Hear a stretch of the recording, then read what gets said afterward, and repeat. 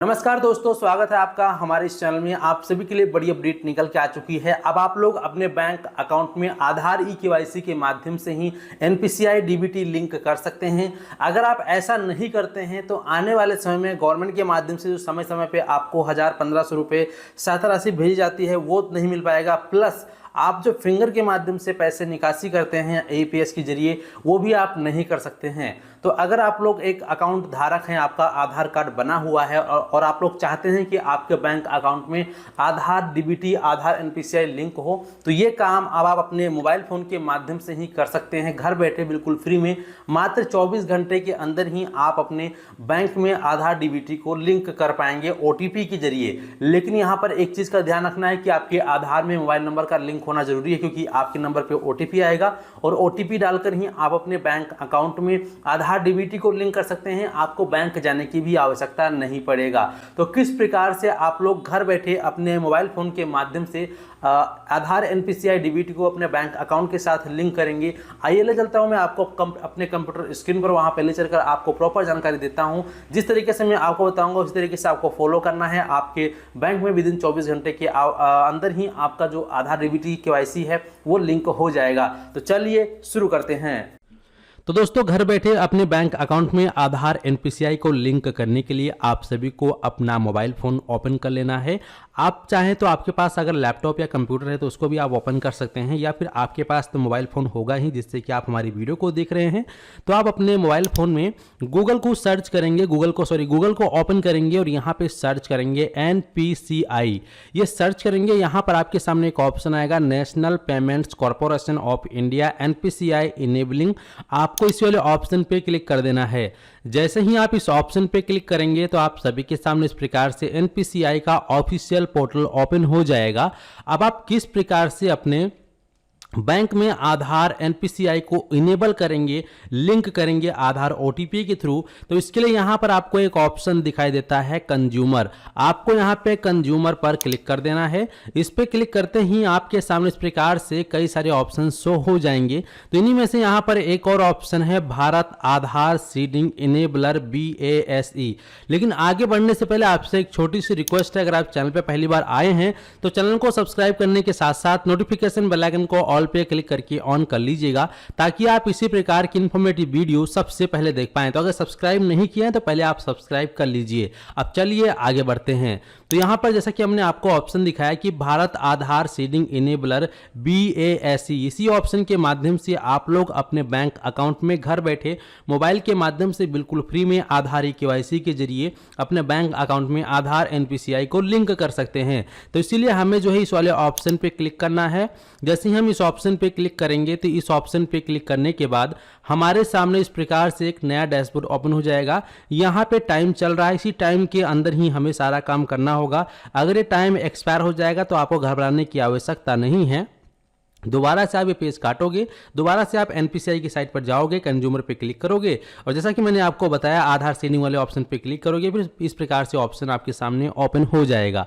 तो अब हम बात कर लेते हैं कि आधार एनपीसीआई को लिंक करने से पहले आपको ये चेक कर लेना है कि आपके बैंक में आधार लिंक है या नहीं। तो इसके लिए यहाँ पर आपको एक ऑप्शन मिल रहा है रिक्वेस्ट फॉर आधार सीडिंग। इस पर आप क्लिक करेंगे, तो इस पर क्लिक करोगे तो यहाँ टोटल आपको 4 ऑप्शन दिखाई देंगे। पहला है रिक्वेस्ट फॉर आधार सीडिंग, दूसरा है check your service status, get Aadhaar mapped status और यहाँ पे गेट आधार मैपिंग हिस्ट्री। तो हम यहाँ पे सबसे पहले इस वाले ऑप्शन का इस्तेमाल करेंगे, गेट आधार मैपेड स्टेटस। ठीक है, तो आपको भी इसी ऑप्शन पे पहले क्लिक करना है, सबसे पहले यही काम करना है।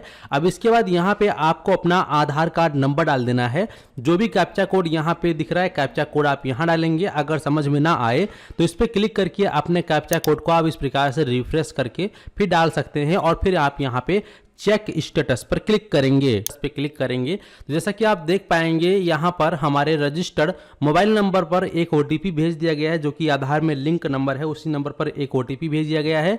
तो वो ओटीपी अब हमें यहाँ पे डालना होगा और फिर सबमिट बटन पे क्लिक करना होगा। तो फाइनली हमारे नंबर पे ओटीपी आ चुका है। वो ओटीपी हम यहाँ डालते हैं और सबमिट पर क्लिक करेंगे। तो ओटीपी डालने के बाद चलिए सबमिट कर देते हैं। सबमिट करते ही आप यहां पर देख पाएंगे कि हमारा जो आधार का स्टेटस है मैपिंग का वो इस प्रकार से आ चुका है। अब यहां पे अगर आपके बैंक में आपका आधार एनपीसीआई लिंक है, इनेबल है, डीबीटी इनेबल है यहां पे, तो यहां पे आ जाएगा आपका बैंक का नाम और साथ ही साथ यहाँ पे कौन सी डेट में ये किया गया था, मैपिंग हुई थी, तो यहाँ पर वो डेट भी देखने को मिल जाएगा। और यहाँ पे कस्टमर का जो कंसेंट स्टेटस है वो नो है कि यस है वो भी देखने को मिल जाएगा।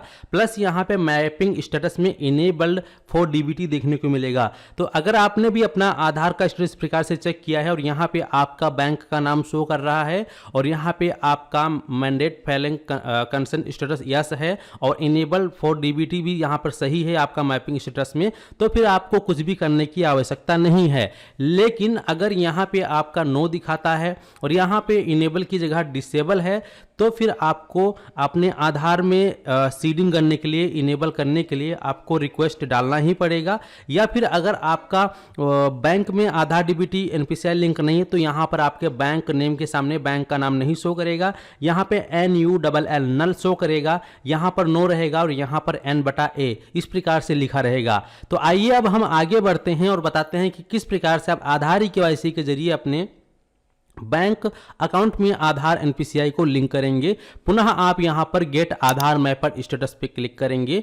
यहां ऑप्शन मिलता है रिक्वेस्ट फॉर आधार सीडिंग, इस पे क्लिक करेंगे। अब इसके बाद यहां पे आप अपना आधार कार्ड नंबर डालेंगे। यहां पर आपका कौन सा बैंक है वो बैंक आप चयन करेंगे। पहले यहां पे 2 या 3 ही बैंक थे, लेकिन अभी टोटल यहां पे 10 बैंक आ चुके हैं, जैसे कि आंध्र प्रदेश ग्रामीण विकास बैंक हो गया, फिर आंध्र प्रगति ग्रामीण बैंक हो गया, bank of Baroda, Canara bank, Indian bank, Indian overseas bank, Karnataka Vikas Gramin bank, Punjab national bank, Rajasthan Marudhara Gramin bank. और यहाँ पर इस प्रकार से बैंक आ चुके हैं और अभी 2-3 बैंक और छूट रहे हैं, जैसे कि SBI बैंक हो गया। तो ये भी कुछ ना कुछ दिनों में, 10-15 दिनों में या 1 महीने के अंदर अंदर ये भी यहाँ पर लिस्टेड हो जाएगा। ठीक है, तो यहाँ पे आपका जो भी बैंक है वो बैंक आप सेलेक्ट कर लेंगे। इसके बाद यहाँ पे अपना अकाउंट नंबर डालेंगे। अकाउंट नंबर डालने के बाद पुनः यहाँ पे अपना एक अकाउंट नंबर डालेंगे। अकाउंट नंबर पहले यहाँ डालेंगे, फिर कन्फर्म अकाउंट नंबर में यहाँ वही सेम अकाउंट नंबर डालेंगे। ठीक है, और इसके बाद फिर यहाँ पे ऑप्शन मिलता है रिक्वेस्ट फॉर आधार। तो यहाँ पे 2 ऑप्शन है, सीडिंग का और डी सीडिंग का। अगर आप डी सीडिंग कर देंगे तो आपका हट जाएगा और आप सीडिंग करना चाहते हैं तो सीधा आप सीडिंग पे क्लिक करेंगे। और इसके बाद यहाँ पे आपको 2 ऑप्शन दिखाई देगा, फ्रेश सीडिंग मूवमेंट या फिर movement from one bank to another bank.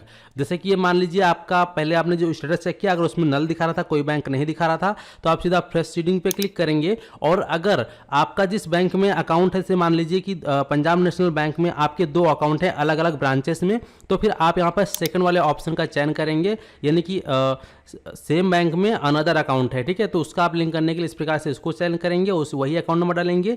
और अगर आप एक बैंक से दूसरे बैंक में से, मान लीजिए कि आपका आधार सीडिंग पंजाब नेशनल बैंक में है और आप इसको SBI बैंक में करना चाहते हैं, तो फिर आप movement from one bank to another bank यानी कि इस पर क्लिक करेंगे, यानी कि एक बैंक से दूसरे बैंक में हमें ट्रांसफर करवाना है, आधार डीबीटी को इनेबल कराना है। ठीक है, इसके बाद फिर यहाँ पे अपना अकाउंट नंबर डालेंगे, फिर यहाँ पे आप टिक करेंगे इस प्रकार से। और इसके बाद फिर यहाँ पे जो कैप्चा कोड दिख रहा है यहाँ पे डालेंगे, प्रोसीड पे क्लिक करेंगे। फिर आपके आधार में जो रजिस्टर्ड नंबर है उस पर OTP आएगा, वो OTP डाल कर जिससे आप सबमिट करेंगे तो आपको एक रेफरेंस नंबर, रिक्वेस्ट नंबर मिल जाएगा। अब इसके बाद यहाँ पे फिर आप आएंगे 24 घंटे के बाद रिक्वेस्ट फॉर आधार सीडिंग पे क्लिक करेंगे। यहाँ आपको ऑप्शन दिखाई देगा चेक योर सर्विस स्टेटस, इस पे क्लिक करोगे तो इस पे क्लिक करने के बाद यहाँ पे आपको इस प्रकार से इंटरफेस दिखाई दे जाएगा। अब यहाँ पे दोस्तों वीडियो बनाते समय ही यहाँ पे जो है हमारा सेशन एक्सपायर हो गया था। खैर चले कोई दिक्कत नहीं, दोबारा से हम यहाँ पे NPCI को सर्च कर लेते हैं, एक बार फिर से आपको दिखा देते हैं। तो जैसे कभी आपका भी इस प्रकार से एक्सपायर हो जाए तो घबराने की आवश्यकता नहीं है, पुनः जो है गूगल पे आप सर्च करेंगे और यहाँ पे आ जाएगा national payment corporation India NPCI enabling, इस पर क्लिक करोगे। क्लिक करने के बाद वापस से आप कंज्यूमर पे क्लिक करेंगे। आधार भारत आधार सीडिंग जो यहाँ पर ऑप्शन है, इसी ऑप्शन पे आप क्लिक करेंगे। जैसे इस ऑप्शन पे क्लिक करोगे दोबारा से इस प्रकार से पेज आ जाएगा।